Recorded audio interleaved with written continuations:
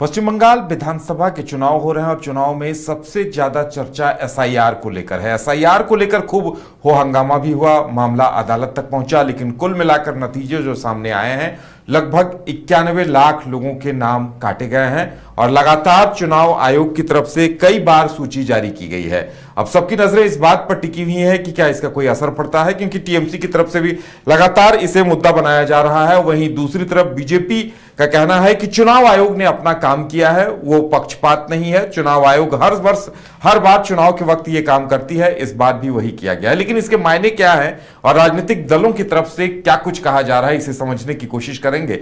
हमारे साथ हमारे वरिष्ठ सहयोगी राकेश रंजन जी हैं। राकेश जी, देखिए 91 लाख वोटरों के नाम कट गए हैं, अब इसके मायने क्या हैं? क्योंकि आरोप प्रत्यारोप लगातार चल रहा है, मामला अदालत तक भी पहुंच चुका। अप्रत्याशित स्थिति भी आई जब एसआईआर मजिस्ट्रेटों को घेर कर रख दिया गया था, लेकिन अब पूरी तरह से वहां स्थिति कानून के नियंत्रण में है, लेकिन कहीं ना कहीं यह मुद्दा भी जरूर है। या देखिए, ये बात तो स्पष्ट हो गया है कि 90,66,000 जो नाम पहले थे वो अब डिलीट कर दिए गए हैं। मतलब उन नामों के बदले अब वोट नहीं दिया जा सकेगा, ये बात तो बहुत स्पष्ट हो गया है। अगर आप देखें तो एसआईआर 3 चरणों में जो है संपन्न हुआ। दिसंबर 2025 में प्रारंभिक ड्राफ्ट जब आया तब 58,20,000 नाम हटे। फिर फरवरी 2026 में अंतिम सूची का जब प्रकाशन किया गया तो उस समय 5,46,000 नाम और हटा दिए गए। इसके बाद जो है तीसरे चरण में अब न्यायिक अधिकारियों के हस्तक्षेप और विस्तृत जांच के बाद जो है 27 लाख से अधिक नाम और हटाने का फैसला लिया गया। तो जो टोटल नाम एसआईआर के बाद हटे वो 90,66,000 हैं। वैसे आपको बता दूं कि पहले पश्चिम बंगाल में 7,66,37,529 वोटर थे और अब अगर आप देखिए तो 6,77,20,728 वोटर के आसपास जो है वो दिखते हैं। मतलब कि 12% के आसपास वोटर जो हैं वो कम हुए हैं, तो नेचुरली इसका इम्पैक्ट तो पड़ेगा। टीएमसी जो है वो इसको लेकर चुनाव आयोग पर हमलावर है, बीजेपी पर भी हमलावर है और टीएमसी का मानना है कि बड़े पैमाने पर नाम हटाना वोटरों को बाहर करने की साजिश है। हालांकि बीजेपी इसे आप कह सकते हैं कि मतदाता सूची के शुद्धिकरण के तौर पर ही देखती है और वही बात वो कहती भी है। तीसरी तरफ कांग्रेस पार्टी है, अधीर रंजन चौधरी भी इसमें आते हैं और वो मुख्यमंत्री ममता बनर्जी पर भी हमलावर होते हैं। वो कहते हैं कि ममता बनर्जी ने कहा था कि जब तक सभी लीगल वोटर्स का नाम नहीं जुड़ जाएगा तब तक मैं अपना नाम नहीं जुड़वाऊंगी।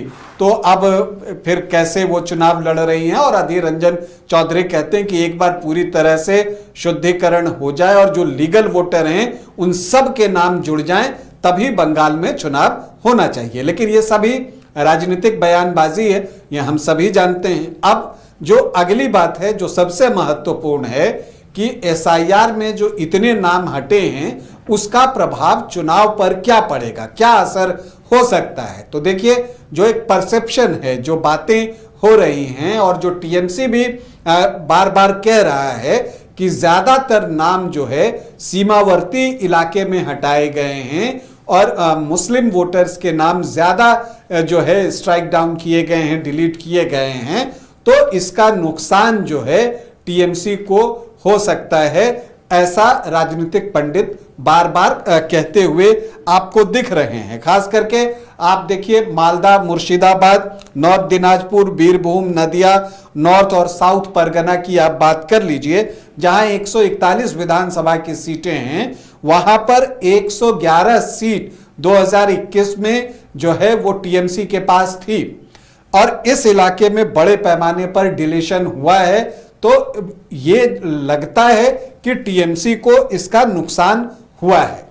लेकिन एक और बात है कि जो दिख नहीं रहा है, बीजेपी खामोश भी है। बीजेपी को मतुआ वोटर्स ब्लॉक में वोट करते हैं जी, और 55 कम से कम ऐसी सीटें हैं जो जहां पर जिसको आप मतुआ बेल्ट कह सकते हैं, वहां पर भी बहुत ज्यादा नाम जो है वो कटे हैं। तो जो मतुआ वोटर्स के नाम कटे हैं उसका नुकसान भाजपा को होगा, इस बात से भी इनकार नहीं किया जा सकता।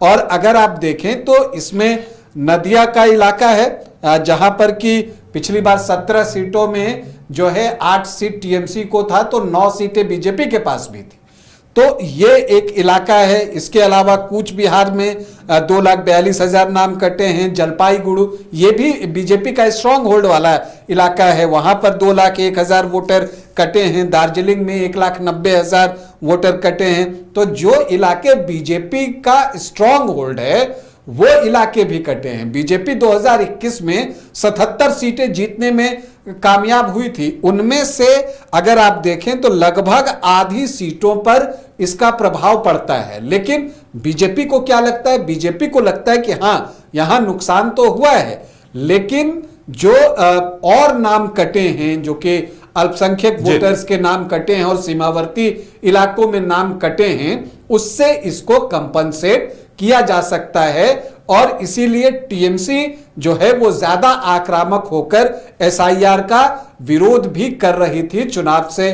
माफ कीजिएगा, एसआईआर से पहले। अब तो खैर एसआईआर जो है वो हो गया है।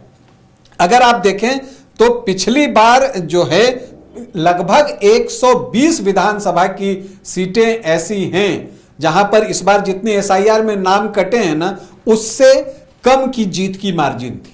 तो ऐसे सीटों पर असर पड़ सकता है। इसके अलावा आप देखें कि 10,000 से कम वोट से जो जीत हासिल होती है, ऐसी 69 सीटें थी और उस 69 सीटों में 40 सीटों पर टीएमसी को कामयाबी मिली थी, 29 सीटें बीजेपी के पास थी। तो इन सीटों के परिणाम पर भी असर पड़ सकता है। अब असर कैसे पड़ सकता है कि रिजल्ट पूरी तरह पलट जाए, या यह भी हो सकता है कि जहां कम मार्जिन की जीत थी वहां मार्जिन और बढ़ जाए अगर उनके पक्ष में वोट कटा है। जैसे मान लीजिए कि बीजेपी ने वो सीट जीती थी कम मार्जिन से, लेकिन अगर वहां अल्पसंख्यक वोटर्स का वोट ज्यादा कट गया तो बीजेपी की मार्जिन बढ़ भी सकती है। और इसी तरह से अगर वहां पर मतुआ वोटर्स ने ज्यादा संख्या में बीजेपी को वोट किया था और वहां छोटी जीत बीजेपी के पास थी और मतुआ वोटर्स बड़ी संख्या में वहां से कटे हैं, तो उस सीट का परिणाम पलट सकता है, वो टीएमसी के खाते में जा सकता है। ठीक यही चीज टीएमसी के साथ भी जो है वो देखने को मिल सकता है कि जिन सीमावर्ती इलाकों में ये जहां पर अल्पसंख्यक वोटर्स ज्यादा हैं, वहां पर जो उसने कम मार्जिन की सीट जीती है, वहां अगर डिलीशन ज्यादा हुआ है तो वैसी परिस्थिति में वो सीट जो है पलटकर बीजेपी की तरफ भी आ सकती है। तो आप ये चीज कह सकते हैं कि एसआईआर से टीएमसी परेशान है तो बीजेपी भी हलकान है। लेकिन एक चीज जो दिखती है वो ये दिखती है कि बीजेपी को पूरा का पूरा भरोसा है कि जो अल्पसंख्यक वोटर्स के वोट कटे हैं, बीजेपी खुलकर ये बातें कहती नहीं, लेकिन जो अंदर खाने बातें हैं कि जो वोटर्स कटे हैं उसमें अल्पसंख्यक वोटर्स के नाम ज्यादा हटे हैं, तो उसका फायदा बीजेपी को यहां पर मिल सकता है। पहले फेज में जिन 152 सीटों पर चुनाव होने हैं उसमें 39,57,000 नाम डिलीट किए गए हैं। तो दूसरे फेज में 142 सीटों पर चुनाव होगा और वहां 49,38,000 वोटर जो है वो डिलीट जो है किए गए हैं। तो ये चीजें जो है वो आपको ऐसी दिखती हैं। लेकिन इसका एक प्रभाव आप पॉलिटिकली देखिए, जो संदेश गया है अल्पसंख्यक वर्ग में खास करके वो ये गया है कि हमारे नाम हटे हैं तो जो टीएमसी है उसने हमारे लिए लड़ाई लड़ी है, वो बार बार चुनाव आयोग से लड़ाई कर रहे हैं हमारे नाम हटने पर।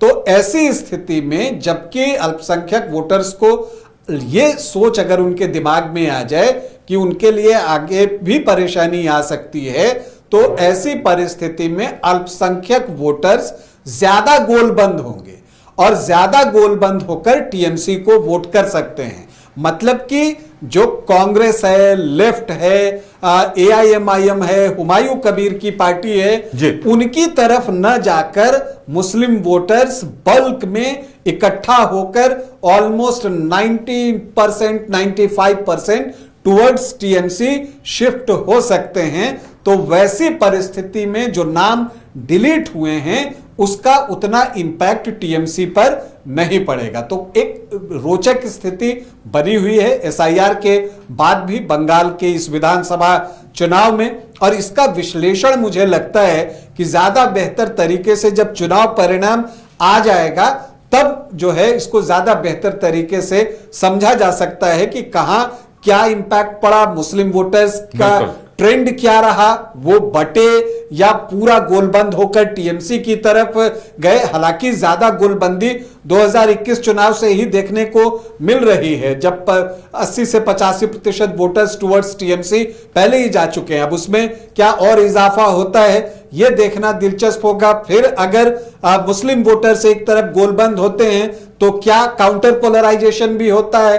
अगर काउंटर पोलराइजेशन हो गया तो वैसी परिस्थिति में फिर बीजेपी को फायदा आपको दिखेगा। तो अगर ये दोनों चीजें होती हैं कि अल्पसंख्यक वोटर्स एक तरफ गोलबंद होते हैं, काउंटर पोलराइजेशन में बीजेपी को फायदा होता है, तो बहुकोणीय मुकाबले की जगह आपको बंगाल में आमने सामने की लड़ाई ही देखने को मिलेगी। चलिए, तो हमें भी थोड़ा इंतजार करना होगा कि एसआईआर में जो नाम कटे हैं उसका फायदा किसे होता है, नुकसान किसे होता है, और नतीजों को किस तौर से ये एसआईआर प्रभावित करता है, इसके लिए हमें भी थोड़ा सा फिलहाल इंतजार करना होगा।